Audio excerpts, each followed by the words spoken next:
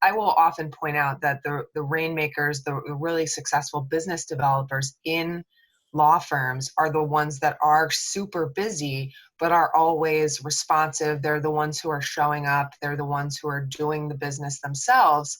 And even though they're so busy, they're also the most successful. Hi, I'm Deirdre Breckenridge. I've spent my entire career helping women to get unstuck, to share their stories, nurture relationships, and to grow their brands. But most of all, to find their voices so they can make a difference. Women Worldwide features the stories of passionate women and the ups and downs of their journeys. With deep insight and advice, let Women Worldwide ignite your passion so you can excel in life. Hi, everyone. Welcome to another episode of Women Worldwide. Whether you are tuning in on iTunes or Google Play, maybe you're watching us now on YouTube. I hope so. Hope you're subscribing to the Deirdre Breckenridge channel. Wherever you are in this world, thank you for showing up. We really appreciate it. And not only that, you're sharing with us how much the stories of our guests are helping you. Through their challenges and the way they deal with things, you are learning. It's helping to fuel your passion and to power up your own voice. And I've said it before, our goal is to change lives one story at a time. So got another story for you today and another special guest. Today's topic is relationship building in business. Now, that's not so easy today to build and maintain an unbreakable bond with your clients, consumers, or maybe the members of your association. Well, that's where Lindsay Griffiths comes into the picture. Lindsay is a global relationship management executive, and she's working with one of the largest legal networks in the world, International Lawyers Network. I could say so much about Lindsay, but I think it's better and it's time for her to share her story with you. Lindsay, it's great to have you on my show. Welcome. Thank you. It's great to be here. Well, okay, so I lined you up to share your story. Of course, first question is going to be, how does one choose the path of global relationship management executive? How do you get there, Lindsay? What did you do? Well, it happened sort of by accident, which I feel like I hear from a lot of people in the legal field. I started out in market research, actually, and about 15 years ago, I was looking to make a change. And the executive director, who's still our executive director today, is my father. Oh. And so, so he was on his own in his role and had nobody else working with him for about a year. And I approached him and I said, I'd really like to work with you.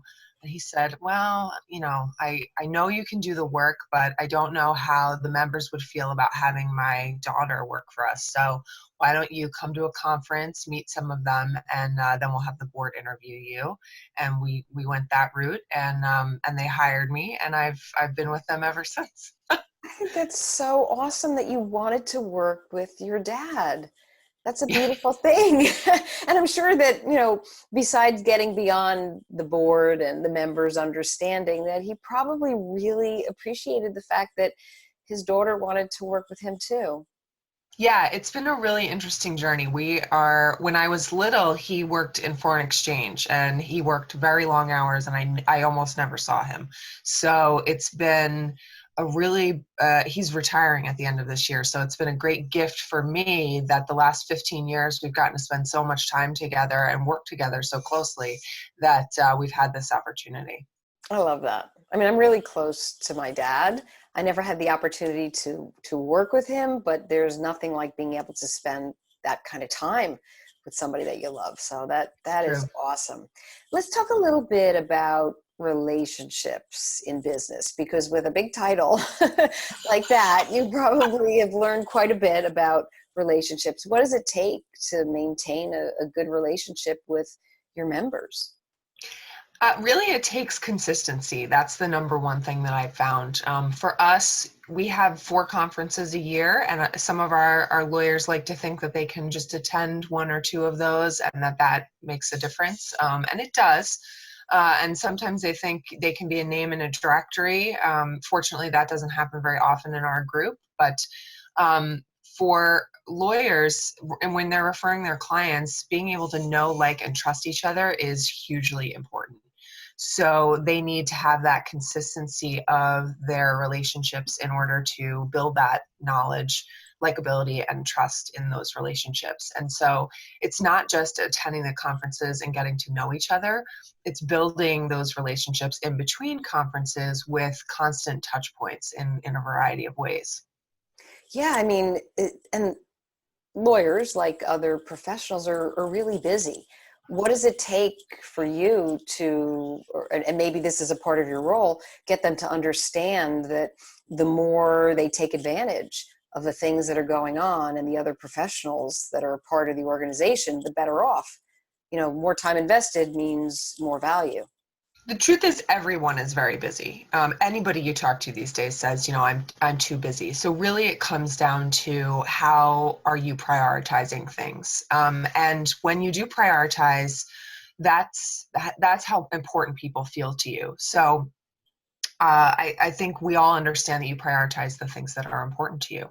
So when you make somebody feel important, they're more willing to create that level of loyalty and give you the business that is going to become important to you. And I've found, and I tell these stories a lot, and I think that is something that resonates with lawyers. It's something that you're doing with this podcast, and is your goal is to tell stories. Lawyers really like to see what others have done and what has worked for them. So I will often point out that the rainmakers, the really successful business developers in law firms are the ones that are super busy, but are always responsive. They're the ones who are showing up. They're the ones who are doing the business themselves. And even though they're so busy, they're also the most successful. And so that really resonates with people. I found that the ones who are doing the most traveling, the most successful, the most, doing the most business are still the ones that respond to my emails very quickly. They just somehow manage to prioritize things in a way that others don't. Right. How many lawyers are actually a part of your network? We have about 5,000 total. Wow, that's great. So what are some of the, we talked a little bit about what makes a great relationship, where it's the trust, the consistency, and, the time that you put in is the value you get out. What are some of the ways that maybe relationships go wrong, bonds are broken? What do people have to, whether it's a part of an association or you're building relationships with clients in your business, what should you avoid? I think the two big ones would be, and this sort of all falls under the same umbrella, would be lack of responsiveness and lack of communication. Something that I've noticed is anytime anyone is afraid to give somebody bad news, they seem to avoid telling people bad news rather than just biting the bullet and giving them that information. And I found that clients of any kind would much rather hear that news than get radio silence. And the same or hear thing from with somebody else if it's exactly coming from a certain source. Yes. If you feel that if you have a trusted advisor of any kind, you want to hear directly from them something that is going to affect your business. So even if the news is bad, if you say to somebody, okay, this is where we're at, but this is what we're going to do to fix it or address it, or however you're going to move forward with that, you know that the next time you're working with them, you have that confidence that they're going to be the right business partner for you. Right. And the same thing with lack of responsiveness. We found email these days is very, very hit or miss. I'm finding a lot of emails go into spam. Some emails I'm never getting at all. And so if you know that somebody always responds to you and you don't get a response from them, you give them the benefit of the doubt. So if people are not necessarily so good about responding to you, then you just feel like you're being ignored. And again, that's that sense of, are you being prioritized by your business partner, or are you just another thing on their list? And we all, as I said before, we're all very busy. Everybody's got a lot to do. But when someone makes you feel like you're the number one item on their list, even if you're not, it has a really big impact on the level of business that you're doing with them. When you feel like you're very important to someone, they're going to give you more business and want to continue doing business with you because you feel that sense of loyalty to them. That's a really good point. So this feeling of I'm number one, I'm a priority. I'll never forget when I owned my agency. I feel like it's another life. For years, we had JVC as a client. So we were on the professional broadcast side, and the head of communications at JVC would always say, "Am I your only client?" And of course, we had a lot of clients, but it's that notion of you make somebody feel like they're that special.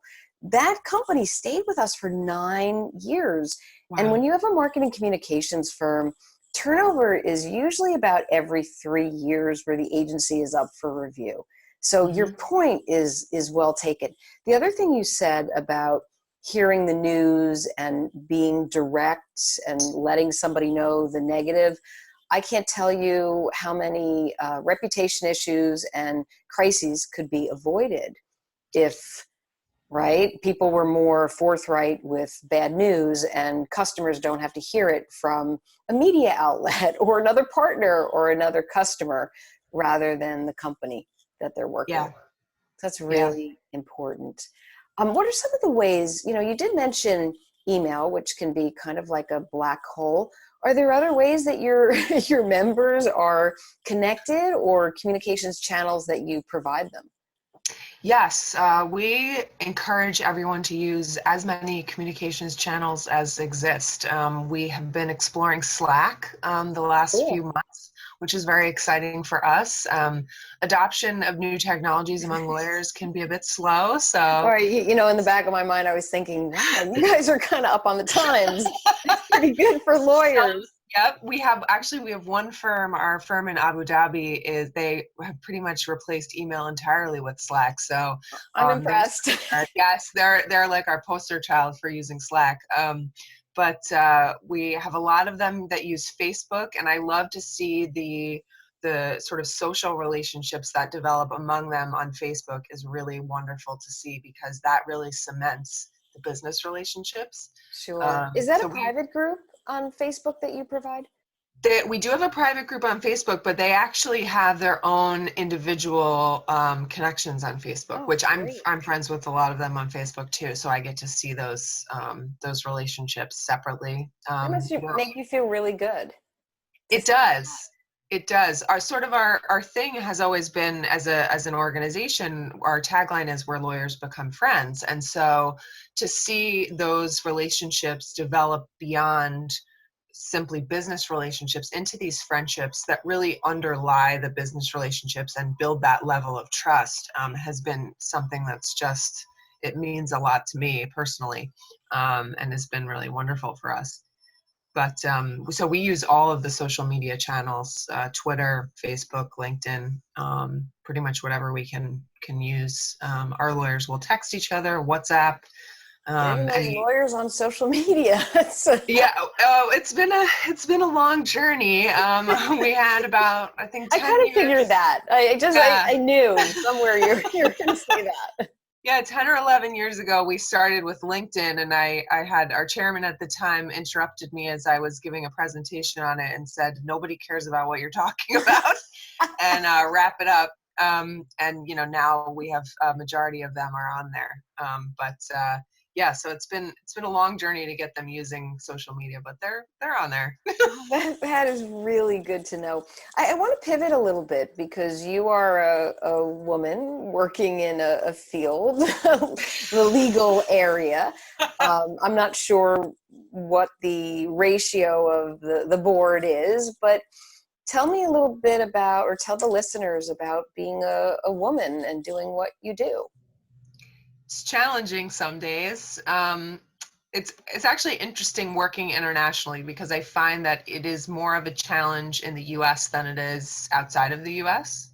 I would never have expected you to say that. Actually. A lot of people say that. Yeah, diversity is a way bigger issue in the U.S. I think there are other unique issues for women outside of the States that are dressed differently. Yeah. But in terms of representation, we have much greater representation of women in Europe and in Asia than we do here in the States. And they don't seem to need diversity initiatives the way we do.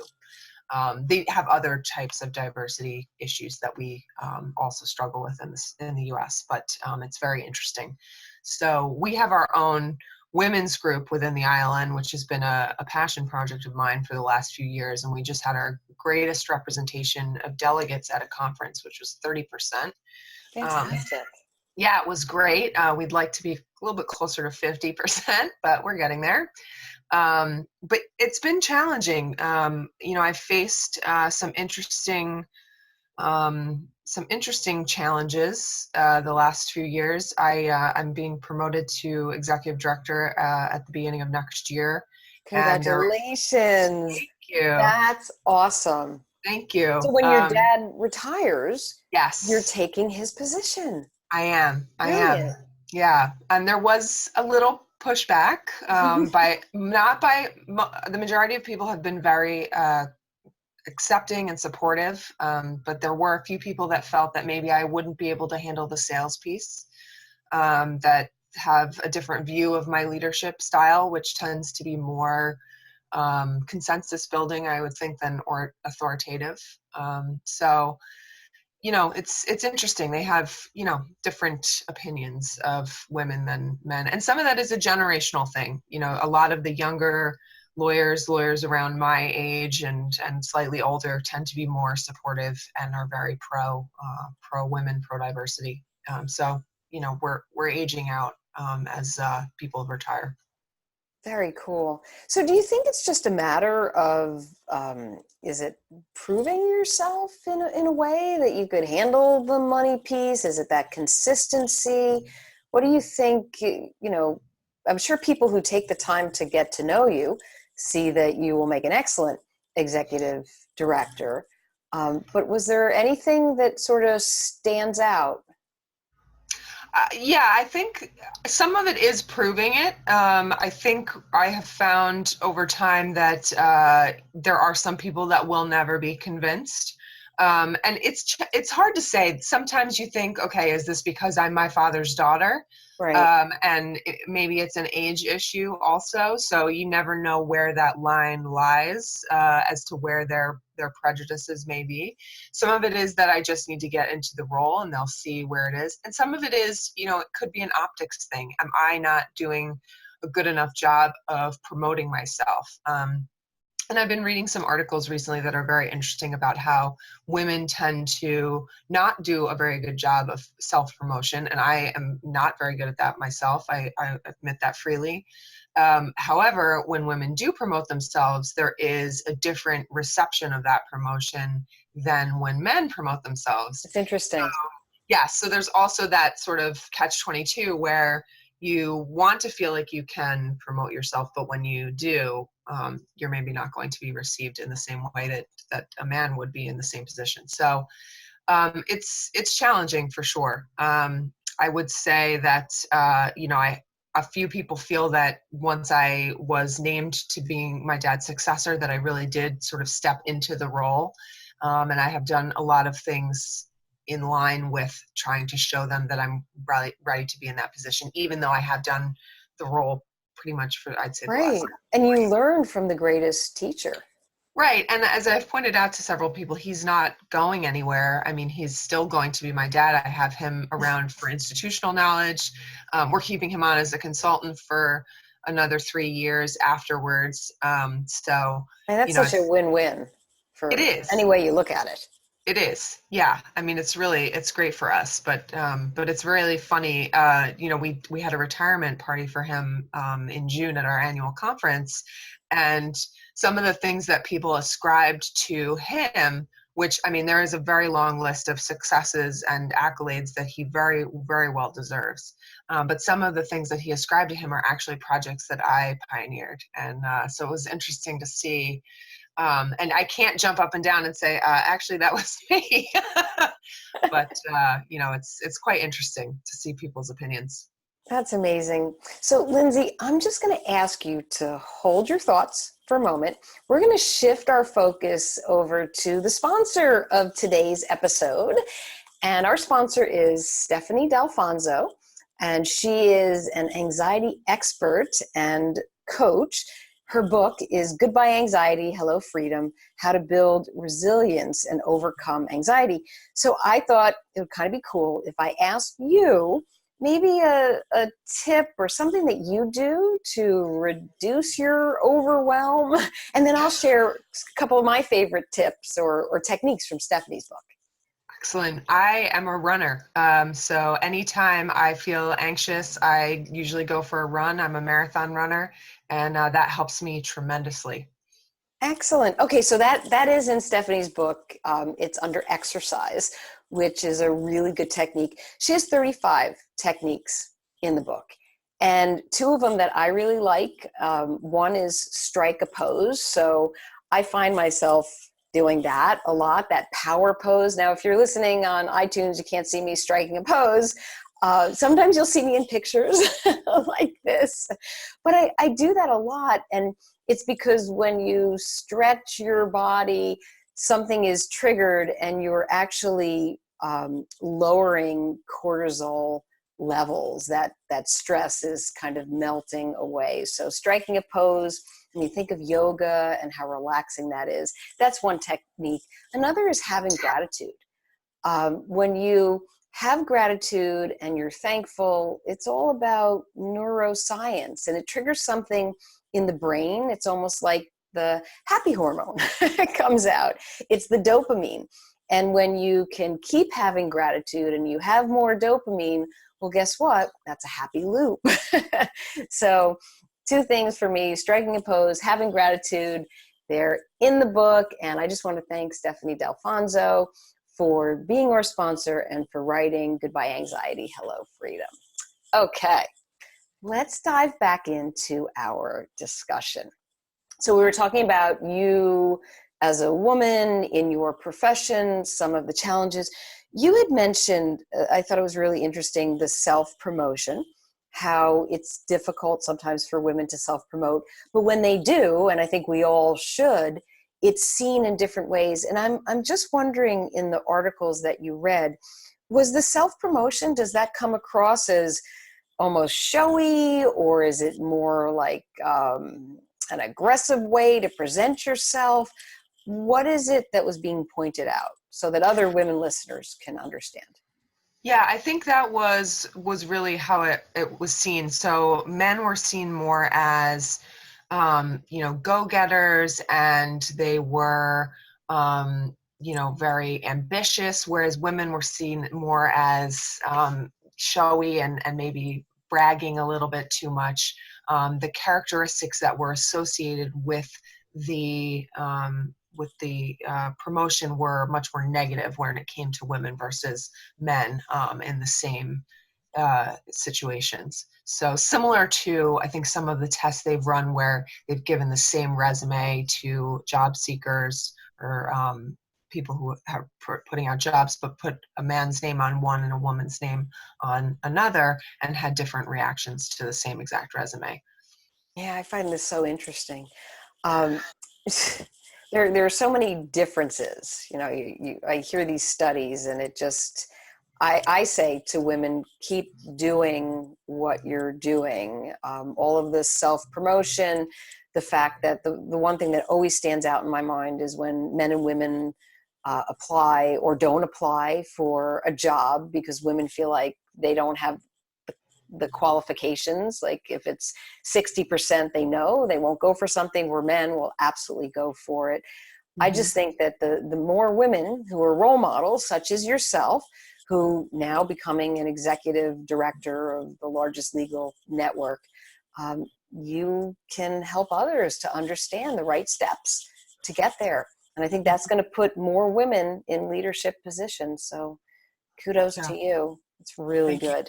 What have you learned? So moving through this whole process, this is the question that I ask, and feel free to share the big aha moment. I learned a really important lesson, or the, uh-oh, gosh, I wish I didn't do that moment, but I still learned a valuable lesson. I mean, I've learned so many things along the way. The main thing I would say that I've learned is that you really need a very good support network.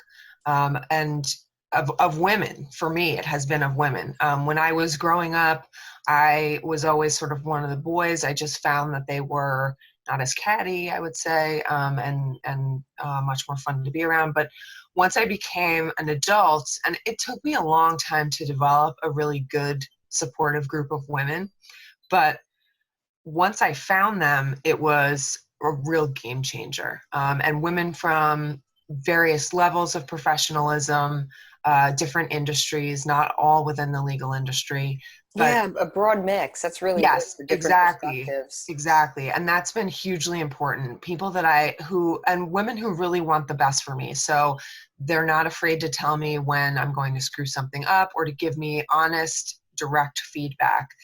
And I can go to them with pretty much any question or problem I'm having, things that, I just need a little bit of brainstorming or feedback on, and they're going to be very direct and honest with me. And that's been huge for me. If I'm not having a great day, I can go to them and I can vent and they'll boost me up. And if I'm, having a great day, they're also right there to celebrate with me. And that's been, as I said before, a huge game changer. I cannot recommend it enough. And I've been very, very fortunate to find that. And I know that it can be tough for some women to find those types of women. And all I Right. can say to you is keep looking. You will find your tribe.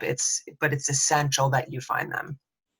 Yeah, I mean, finding your tribe, and it sounds like you're all mentors and mentees together, Hmm. learning, which is really important.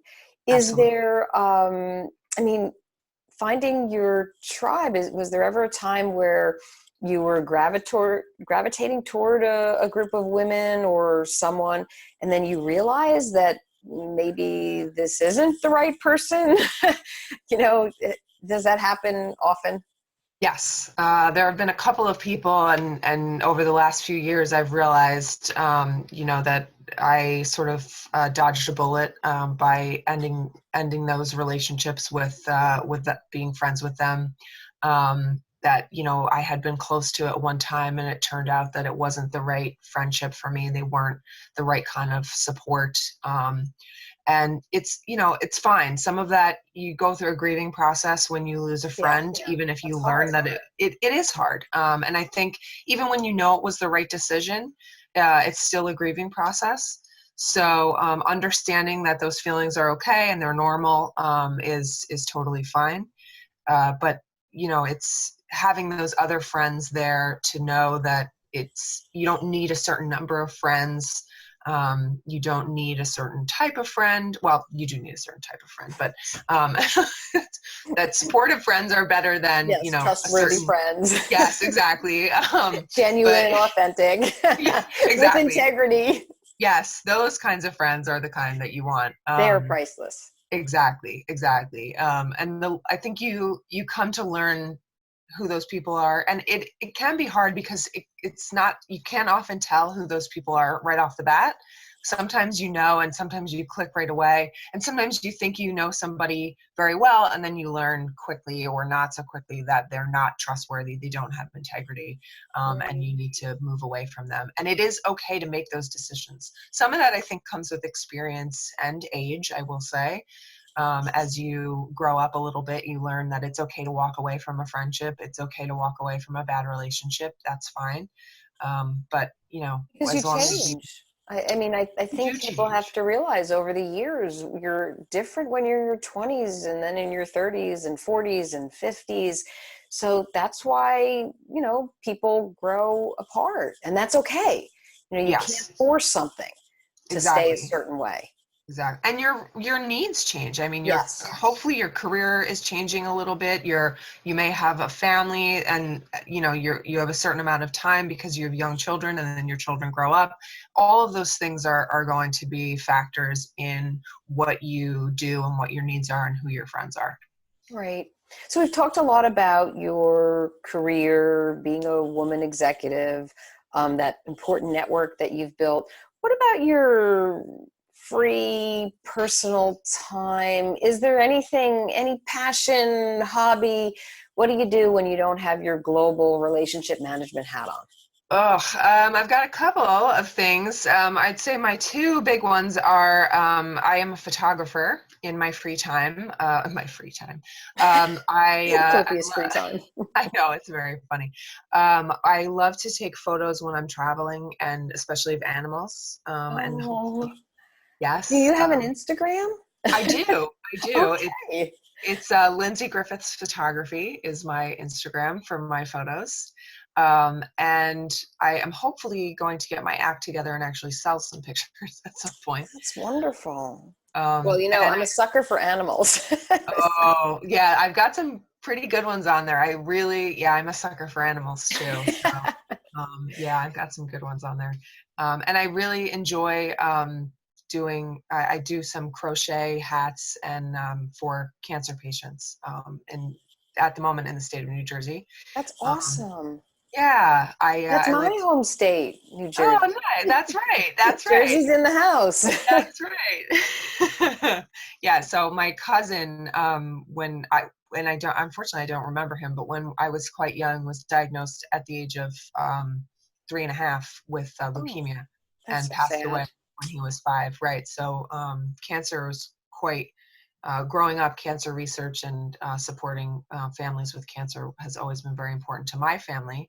So, and I've known quite a few people who have had cancer and families and friends. So I like to do whatever I can. And one of those things is hats for people currently going through chemotherapy.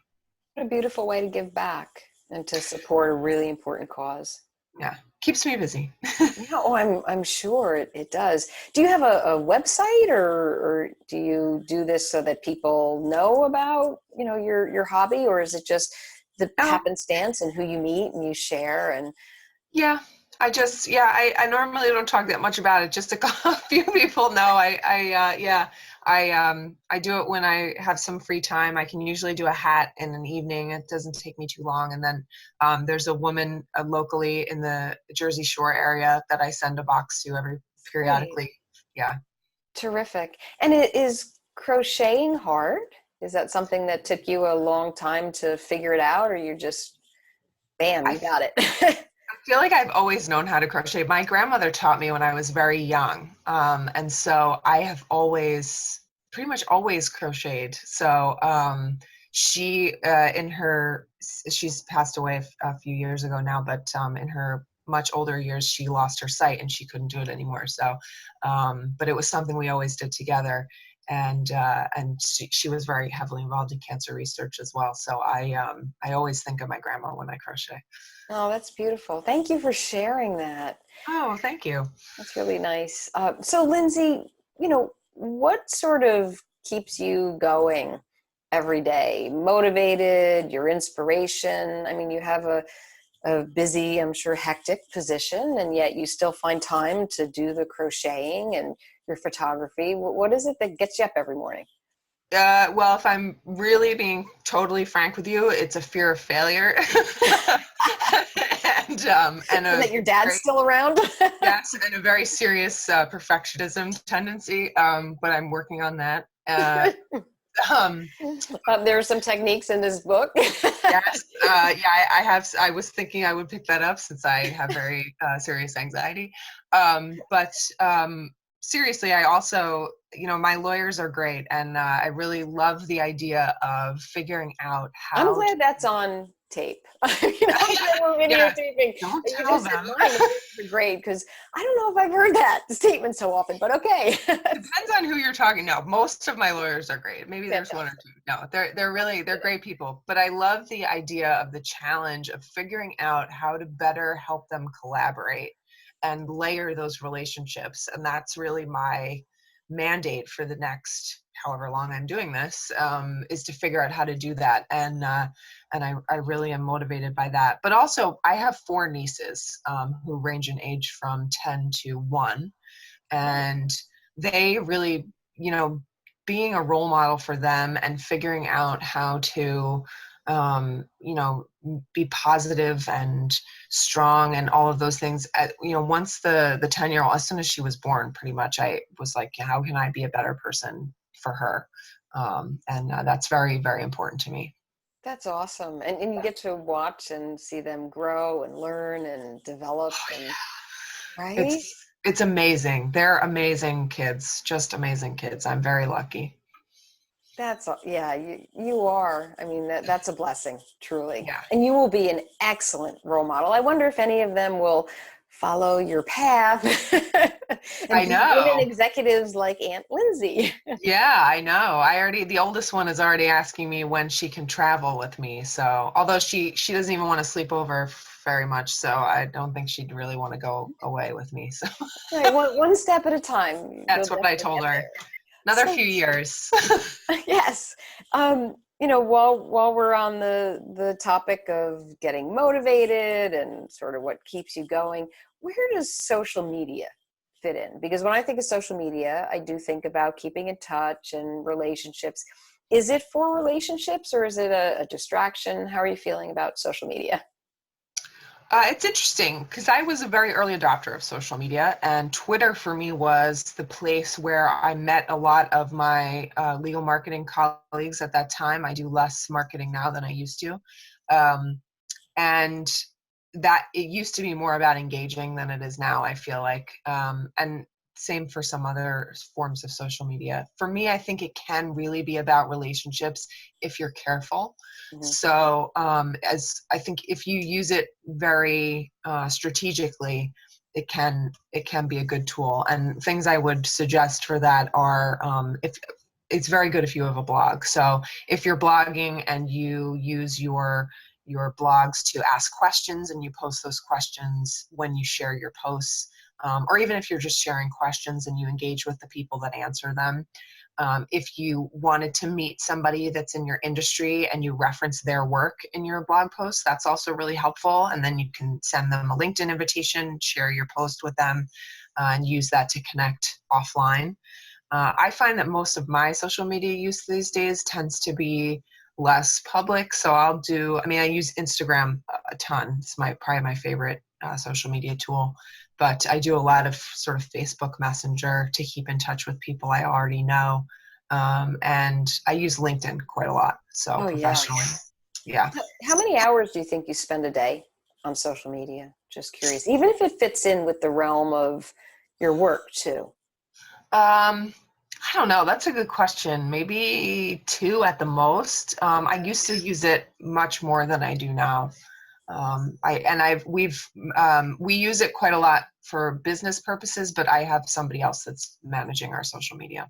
Right. I've been doing a lot of research with millennials and their communication and a big focus on social media.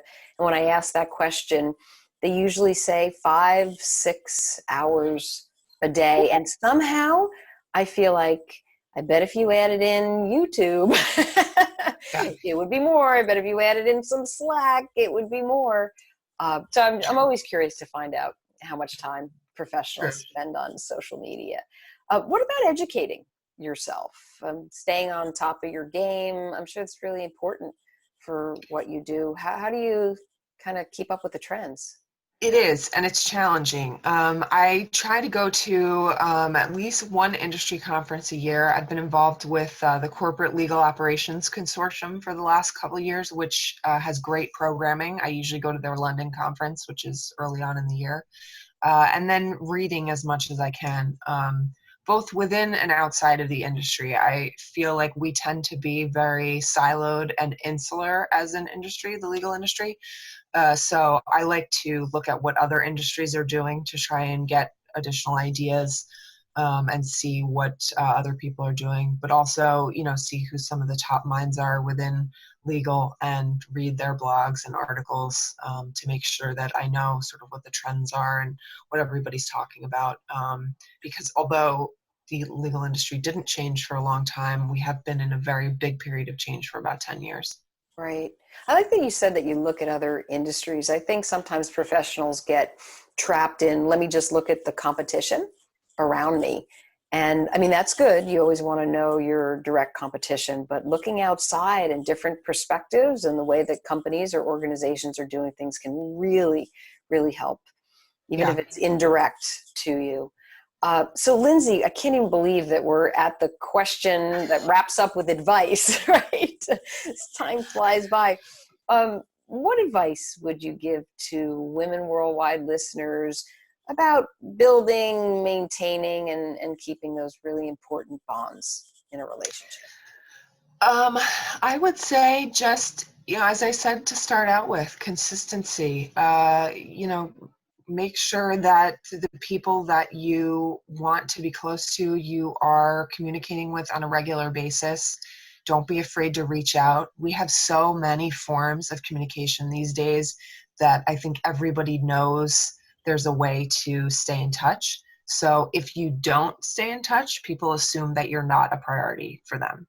So that's what I found, and that's what I felt. So if someone says, "Oh, I really miss you," but they're not reaching out to me on Facebook, on texting, however it's possible to reach out, then I don't necessarily believe them. So if you do want to have a relationship with someone, whether it's a friendship or a business relationship, all you need to do is find a way to reach out to them. You can send them an article or just a message to ask how they're doing. There's a million different ways to do it these days. So just that consistency. And with the amount of scheduling tools we also have these days, you can program it right into your calendar to do it. And I've done that myself, reach out to this person, follow up with these people, because we are awfully busy, all of us. So that's one way to build it into your schedule as well. Excellent, right? Reach out, show you care, and show that they're a priority. Mm-hmm. Well, last question, Lindsay, super easy. Where can people find out more about you and your work? Everywhere. My blog is Zen and the Art of Legal Networking, so zenlegalnetworking.com. I am on LinkedIn, Twitter at Lindsay Griffiths without the S, back in the early days when they didn't have that. And Instagram, as I said before, Lindsay Griffiths Photography, or Lindsay Cakes is my other handle where I talk about running. And email is lindsay.griffiths@iln.com. Awesome. Lindsay, thank you so much for coming on the show, Thank you. Sharing your journey, relationships, best practices, and how to keep your contacts, your friends top of mind as a priority. Really appreciate your time and all of your advice. So thank you. Thank you very much. You're welcome. And I want to thank all of you for tuning into Women Worldwide. Keep the feedback coming. We love hearing from you. Give us a shout out on Twitter, on Facebook. Now you can go to womenworldwideshow.com and sign up for our updates. Make sure you subscribe on YouTube. We just love hearing from you. So friends, until our next episode, stay focused, energized, and feeling empowered.